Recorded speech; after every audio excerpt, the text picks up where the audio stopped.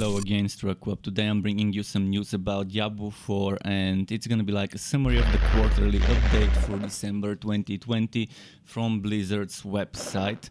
I would be showing you the images and the GIFs that they've shown us, and I would be reading some of the things they read and providing you with my own comments regarding some of those changes and whether I'm excited or not. Believe me, it's going to be mostly positive feelings here. I'm very excited about some of the things. So let's just start with reading some of the intro, not all of it. Progress on the game continues at a steady clip, and we're excited about several big updates and revisions that the teams worked on for a long time that we're trying to complete before the holidays. Today's topic centers on one such major revision, which also happens to be the most requested topic of this year: itemization. Items are the lifeblood of Diablo. They're the element of the game that captures your imagination and keeps you playing and wondering what if after you put the game down. Whether it's anticipating the next piece of perfectly rolled godly gear or kicking around item combinations in your head like a mad scientist, more like me, I do that. Items are undoubtedly a major part of what makes Diablo so compelling and so different from other games. So yeah, I'm not gonna read the rest of that. You can check the link in the description, read all of all of the things that game director Luis Barriga in Diablo 4 of Diablo 4 has wrote to us. Today we're going to look at some changes to items in Diablo 4 and update you on a few things we've shared in our previous development box. In deciding what changes to make, we focused on three core ideas. First, we wanted to strengthen class identity by providing intuitive fantasy hooks, items and skills that lean into the fantasy of your class the best. Second, we wanted to support deeper customization throughout our itemization. Items should support and enhance your class, not define it. Finally, we're landing on overall depth somewhere between Diablo 2 and Diablo 3. We aim to provide years of things to discover and countless ways to build a class, which is very, very exciting. First of all, they wanted to share with us some information about the skill tree, which you should be seeing that text on your screen. Since releasing the last quarterly blog post on the skill trees, we've been reviewing all of your feedback, and the team has had a lot of hands-on time with the skill trees in frequent internal playtests, including an extended progression playtest. And based on this, they're confident that it's a solid direction, so they're going to iterate on it and make further improvements. For example, they're increasing the clustering of related skill nodes, so players don't have to go across the tree to find skill upgrades for their build.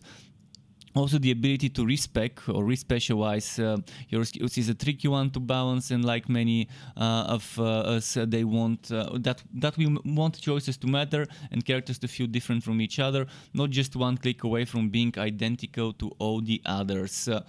They also want to encourage players to experiment with different skills when they start playing and discover builds that are right for them. In Diablo 4, we will be able to respec our skills and passives, and the number of times we can do this is unlimited, but it won't be for free, which is pretty standard and to be expected. And it will be easy to do when you first start a character, and as your character grows, the effort and cost required to respec will grow too, which I assume probably it would cost based on how many skill points you're removing. And if you're doing a full respec, that would get affected by the total number of skill points maybe you've spent. They're saying in the end game, changing your build will require a significant investment to appropriately match the time and effort you've put into defining your character. Now they're gonna talk about primary stats, and I'm not gonna read all of it. But they're going back to their roots, and they looked at the classic RPG elements of early Diablo games. They looked at things like, what are you really doing when you wade through a horde of monsters and emerge a level higher on the other side? Well, we're training, we're practicing a skill, we're getting better at what we do and becoming stronger and smarter. And they're sharing this little little GIF where after gaining a level, a barbarian has received 5 stat points and 2 skill points. So 5 attribute and 2 skill points to spend per level. Not sure if that's for every level. Maybe eventually you start getting less or more. That remains to be seen, but my guess is every level would give you 5 stat points and 2 skill points to spend. So when you gain a level, you receive points to spend in strength, intelligence, dexterity or willpower, along with your skill points. Of course, most barbarian builds are going to benefit from a healthy measure of strength, but as you build your character and decide on skills and synergies, you want to mix in other attributes. For example, willpower would give you resource generation, dexterity would give you crit strike chance, and later on you would see with some of the skill modifiers how some modifiers require strength and dexterity, while others require just strength. So based on what skill modifiers and what direction you take your build, you would be able to kind of either stack one stat or 2 stats, or maybe even 3 different types of stats, so you can get those modifiers unlocked. In most cases you would probably have a primary and secondary, just to not spread yourself too thin. I think builds where you're investing into 3 different stats heavily probably won't be as great. In most builds, probably you would never touch one of the stats. You can see that intelligence gives you all resistances, and that's pretty interesting. On some tanky builds, maybe you would really want that intelligence-based setup. As you're seeing, a barbarian gets damage from strength, the mage gets strength, and the sorcerer gets strength from gets damage from intelligence. The sorcerer gets crit from willpower, whereas the barbarian gets crit from dex. In general, there's interesting nice things. Fury, for example, generation you get from willpower on the barbarian, whereas dexterity gives you resource generation on the sorceress. So that's pretty interesting. I really like that each attribute does a unique thing for each class. Yet it still has its own thing that it does for everyone, such as intelligence giving resistance for everyone, or strength giving defense for everyone. So you can supplement your stats, you can supplement your character stat build with items to give you a little more willpower here, little more strength there, but the vast majority of your stats will come from how you choose to spend the points, which is to be expected in a game like this. I hope it just doesn't end up becoming your typical stat dump into one, at best two places, but that's how it looks like it's going to be. In most cases you would probably be spending the stats into two places, the major and the secondary stat. So for barbarian, most likely you would be going for strength and dex builds, but that remains to be seen. Maybe there's going to be some interesting barbarian builds centered around intelligence for resistances. Maybe there's going to be an interesting build around willpower for fury generation, so you can keep spamming certain things. They've given us examples for Whirlwind and Ice Blades as skill modifiers, and you can see those nodes in each class skill tree would have additional effects, and if you meet specific primary stat thresholds, you will get the baseline effect of those nodes, of those skill modifiers, when you spend the skill points to unlock them. But getting up the corresponding primary stat and the bonus effect will activate. So yeah, that's pretty much it about those. Let's talk about gear, about the sweet wood. First of all, there's some things they mentioned about weapon types. So they're saying this: our weapon types look visually distinct and have meaningful effects on gameplay through features like, for example, the Barbarian's Arsenal. We've also done a lot of work in the game engine to make weapons feel more real and physical. Like, for example, the Barbarian carving through the ground with their mace during upheaval, which is pretty sweet looking. So characters in Diablo IV use their weapons to perform skills and channel magical power. But something was still missing, and they thought that wands should be faster than quarterstaffs, and swords and maces should do different things. To see what that feels like in action, they've added weapon speeds and inherent, which is built-in characteristics to all weapons, with our latest internal test environment.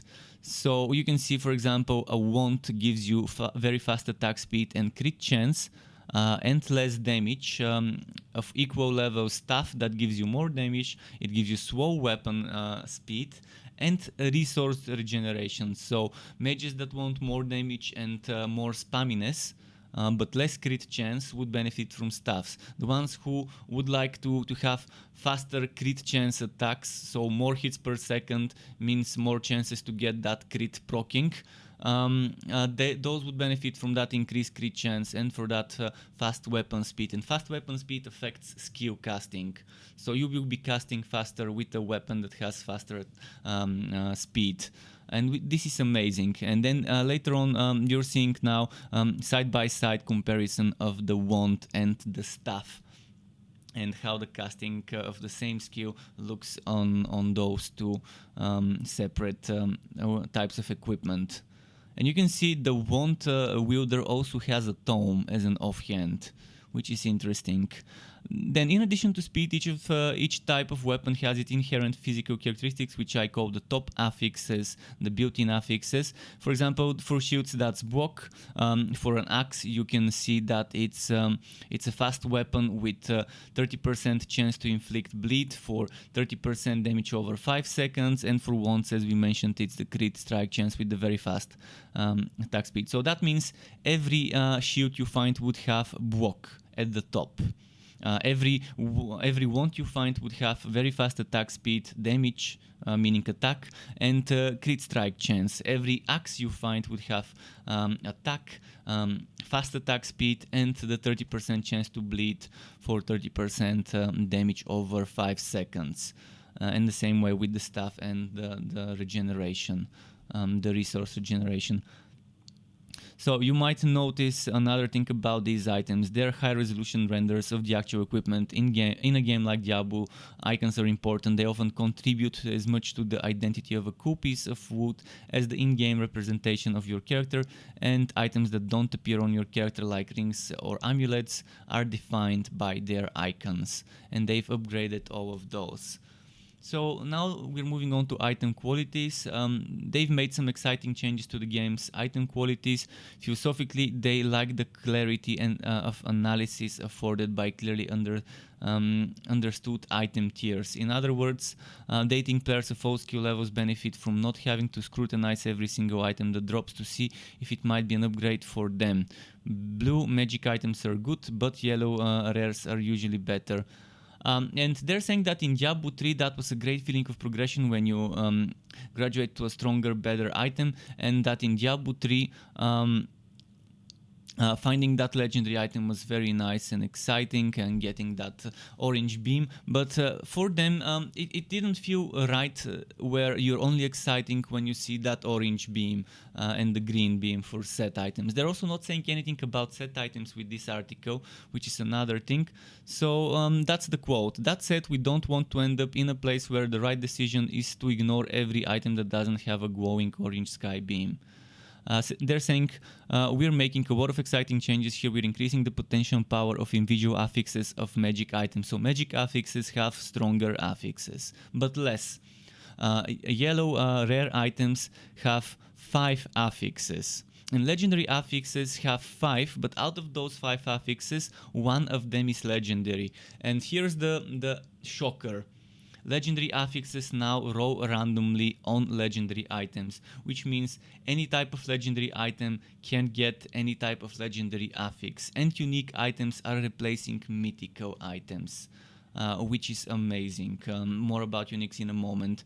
So basically what the legendary item is, the legendary item is a yellow item with a legendary affix in one of the slots. And the way sockets work is a socket replaces an affix. So if an item has 5 affixes and you want 2 sockets, that means you would have to settle for 3 affixes and 2 sockets, or for 4 affixes and 1 socket if you want 1 socket. So sockets are not separate from the other affixes for balancing purposes. Let's say you want a socket where you can put your own gem that gives you that special affix from that gem, from that socket consumable, whatever you want to call it. You're gonna have to sacrifice an affix. And with unique items, I think unique items always, the ones that have sockets would always have sockets, the ones that don't have sockets would always have sockets. More about those in a moment.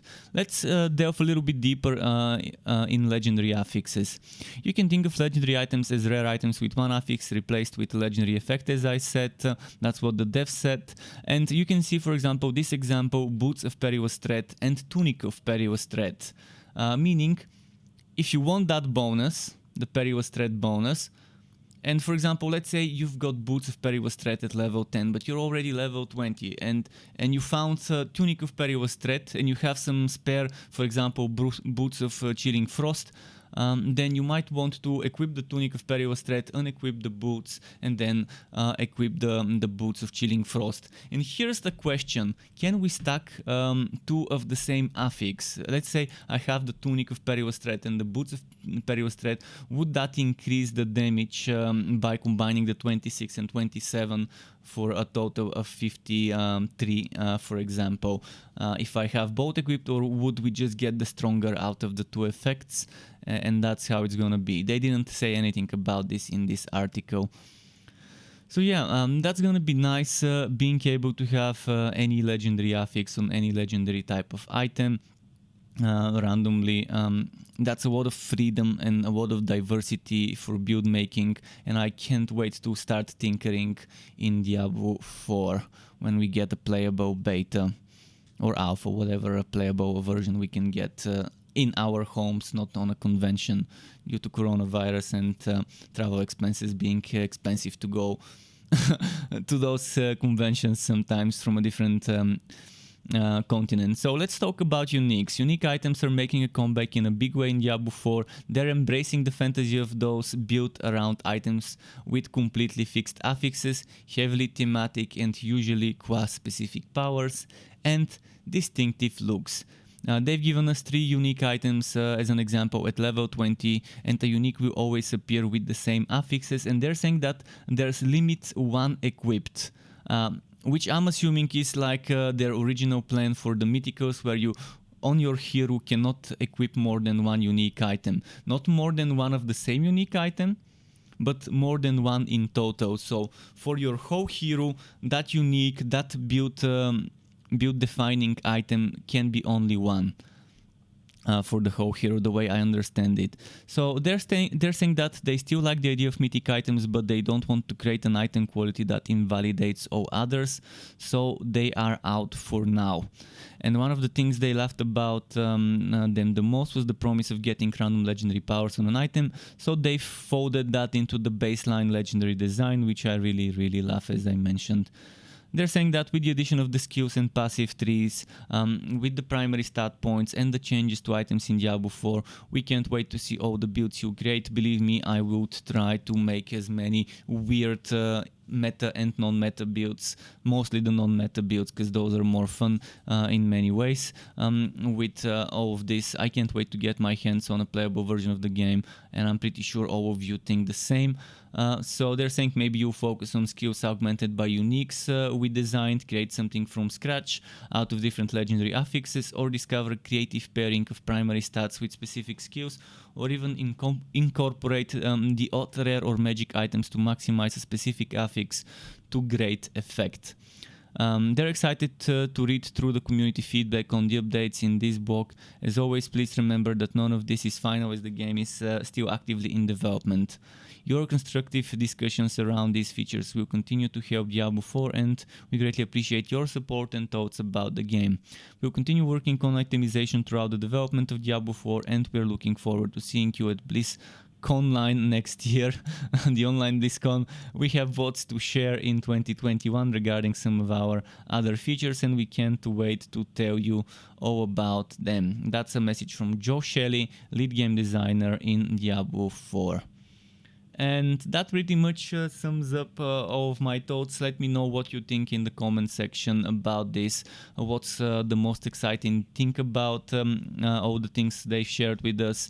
In my opinion, it's the legendary affixes, being able to roll on any piece of equipment. For me, this is a huge change, a huge thing as a build maker, as a content creator, and I can't wait to get my hands on some things to create weird builds. To get notified when I upload more content for this game or other games like this one, which would be Wooters of all varieties, isometric, third-person ARPGs, Wooter shooters, and all sorts of Wooters like that, you could subscribe to my channel and hit that bell button to not miss out on my content updates. And optionally, you can even join as a member of the Struck Club on YouTube as a channel member to get access to exclusive perks such as special emotes custom made by me, special badges custom made by me that represents how many months you have been a member for, as well as opt-in of editing tutorials that I can give for Photoshop, Adobe Premiere, as well as shout-outs and things like that. And I would like to use this part of the video to thank all my YouTube members and Twitch subscribers. Thank you for supporting the channel and keeping me going. Thank you also for watching this video, everyone. Keep it cool, Struck Club. Until next time, and goodbye.